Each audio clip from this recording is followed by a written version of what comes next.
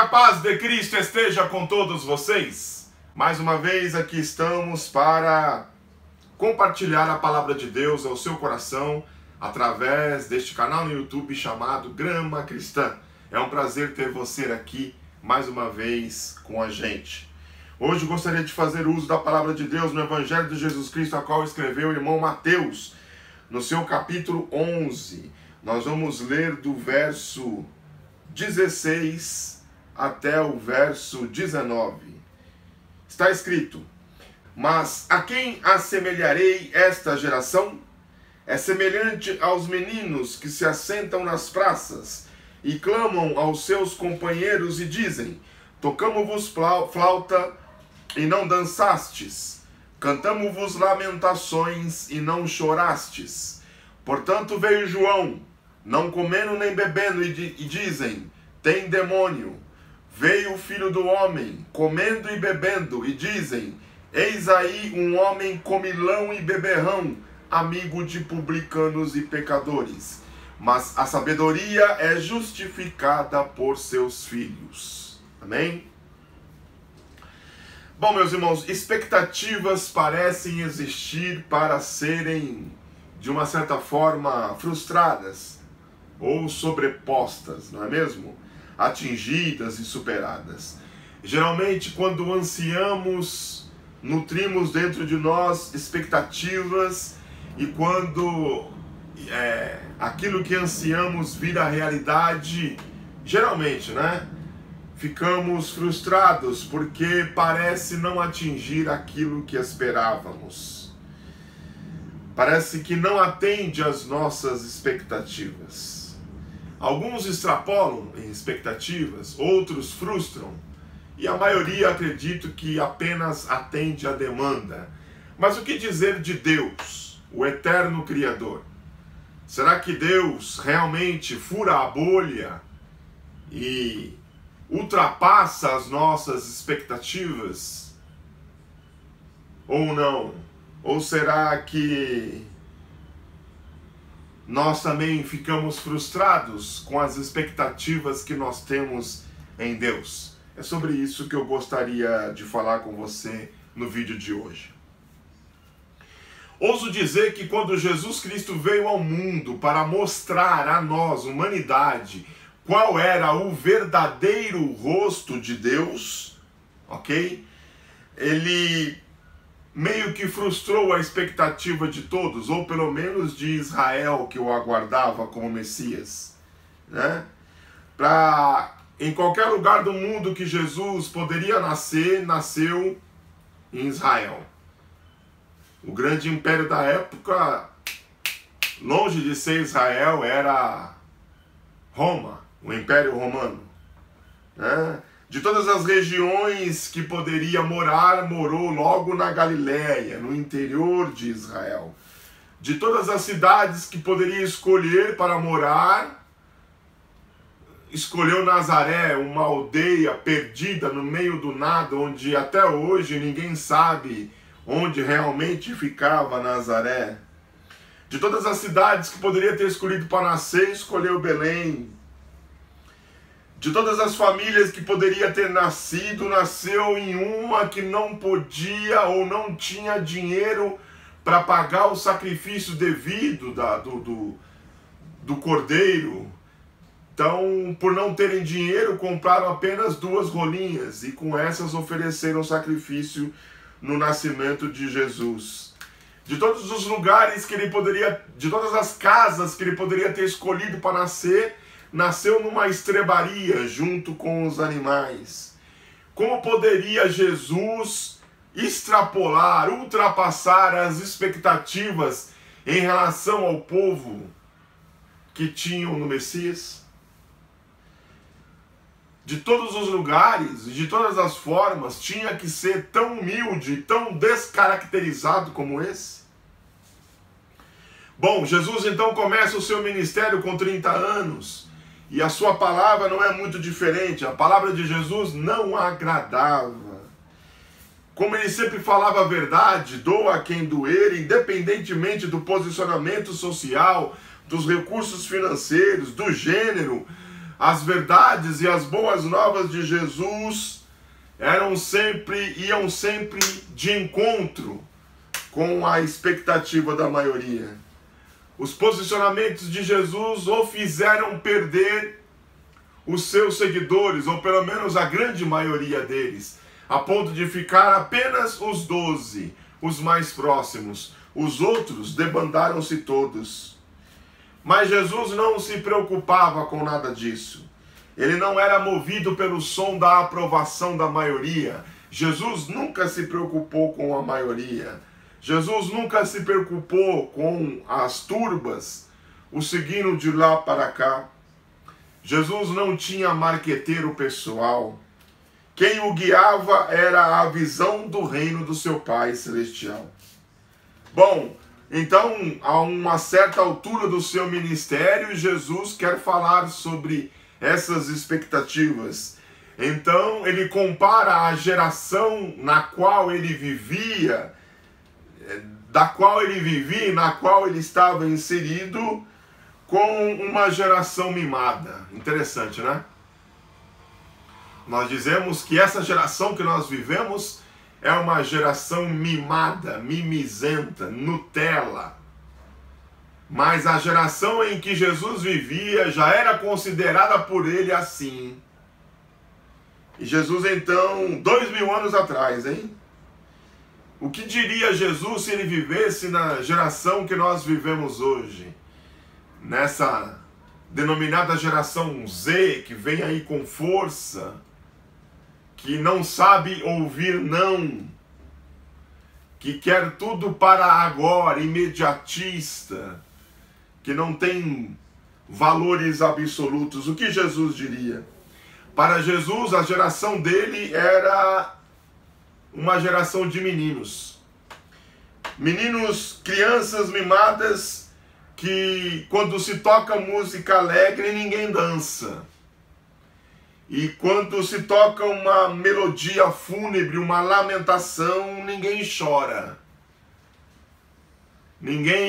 São uma geração de indiferentes, uma geração estagnada, uma geração apática. A geração de Jesus reflete muito a geração de hoje. É uma geração também indiferente, apática. Não porque Jesus não furou a bolha. Jesus furou a bolha e foi muito além. Mas é porque as expectativas que aquela geração tinha a respeito do Messias, ela era uma expectativa errada, equivocada, transtornada. E a geração e as expectativas que essa geração de hoje tem a respeito de Deus também é uma expectativa errada, uma expectativa totalmente equivocada, transgredida. Não diz respeito ao Jesus e ao Deus da Bíblia, não tem nada a ver com aquilo que a Bíblia diz a respeito de Deus. É uma geração imediatista, como eu disse. É uma geração que quer tudo para ontem. E Deus não está aqui para atender às expectativas de ninguém. Ele está aqui apenas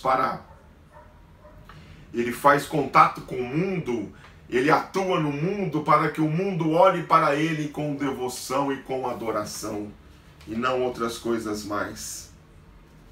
Jesus fala de coisas celestiais, mas eles só pensam nas terrenas, igual hoje.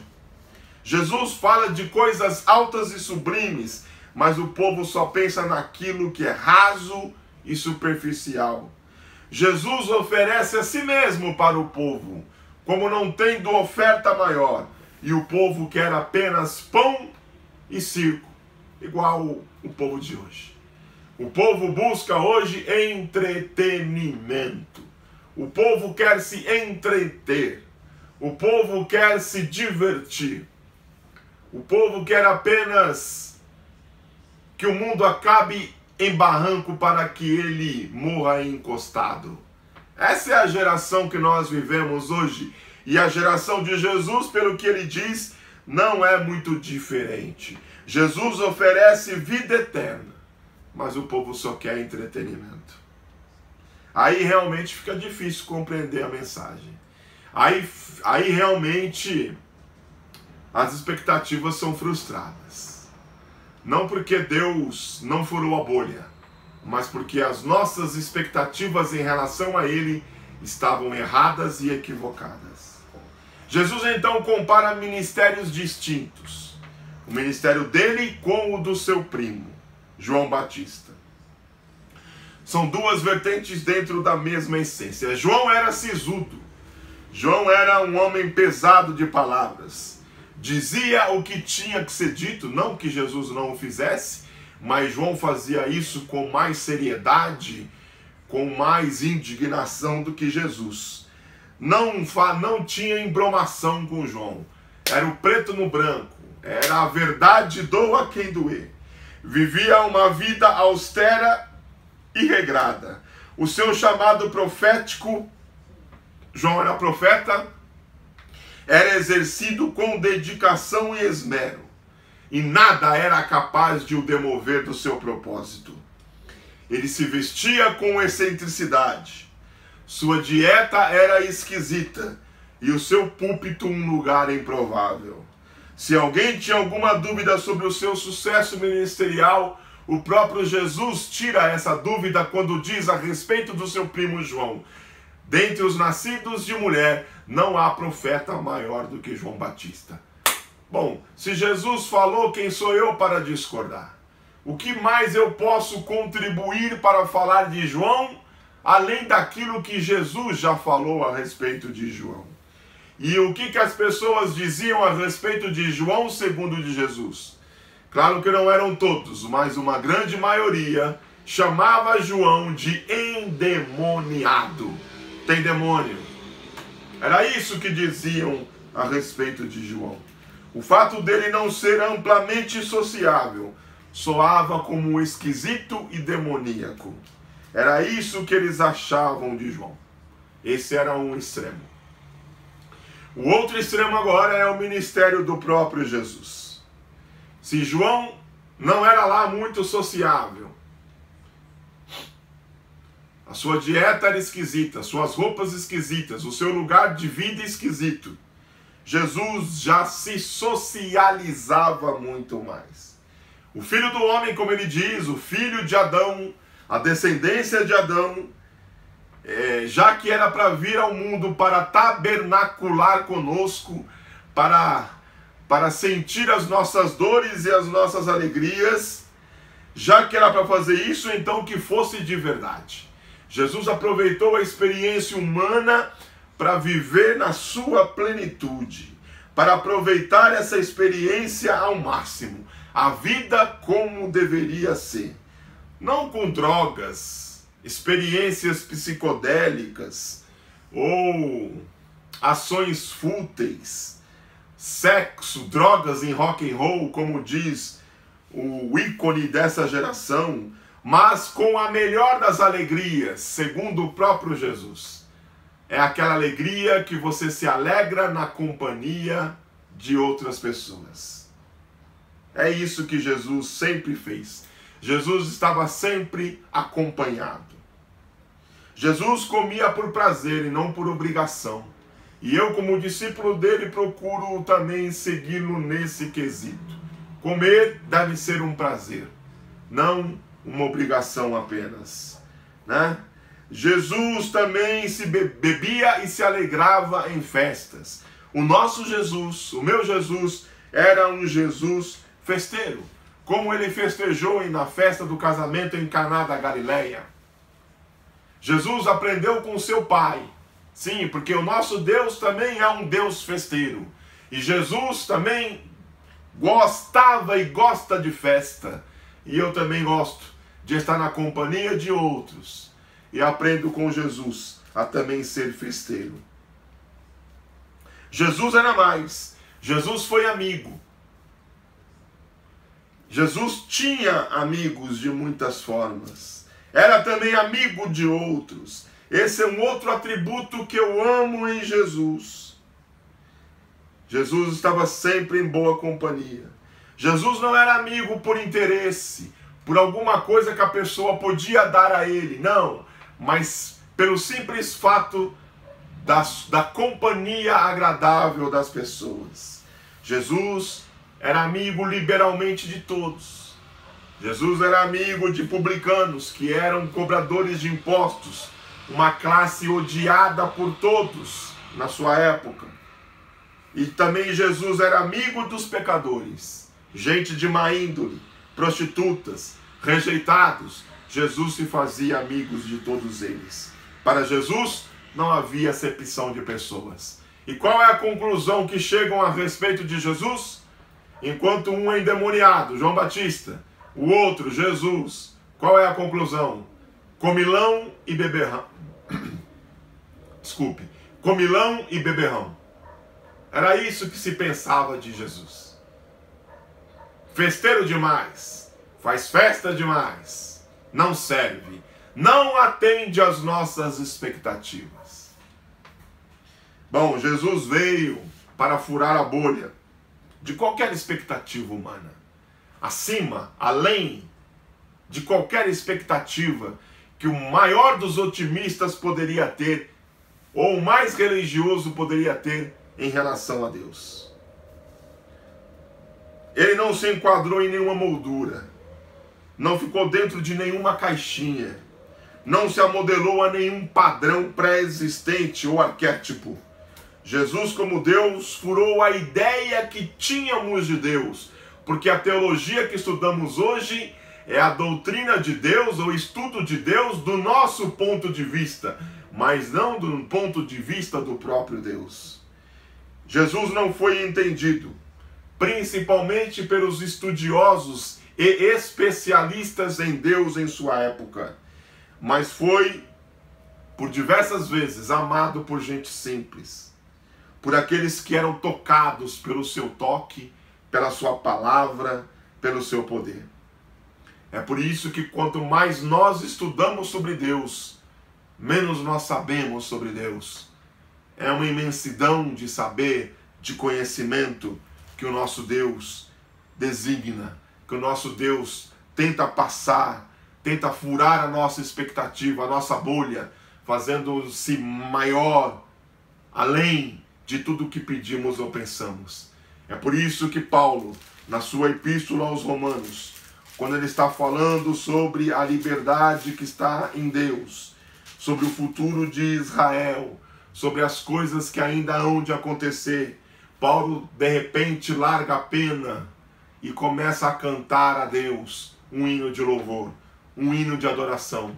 E o hino diz assim: ó profundidade das riquezas, tanto da sabedoria como da ciência de Deus! Quão insondáveis são os seus juízos, e quão inescrutáveis são os seus caminhos!